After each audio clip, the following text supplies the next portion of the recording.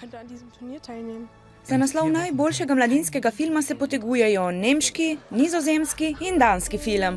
Ocenjuje jih okoli 60 mladih žirantov. Naloga je resna. Moraš biti tiho pa pozorno pogledati film in se podati v podrobnosti pa vloge teh igralcev. Za žirante so se prijavili v šoli ali po spletu. Poleg mladih iz Izole iste filme ocenjujejo še mladi iz 16 mest, raztresenih od južne do severne Evrope, pa vse do bližnjega vzhoda. Pozorni so na različne vidike filma. Kakšna je bila zgodba, če nam je bila všeč, kako je bil režisiran film. Po ogledu filmu so organizirane filmske delavnice in pogovori z že uveljavljenimi filmskimi ustvarjalci.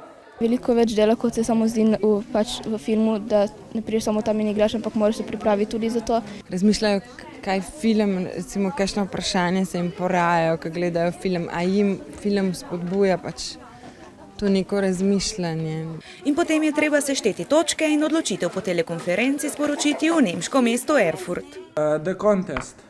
22 points. Regret. 40 points. And Windstorm. 38 points. Ko se štejejo glasove iz vseh evropskih mest, je zmagovalec znan. To je nizozemski film Še žal ti bo, ki ga je za najboljšega izbrala tudi slovenska žirija.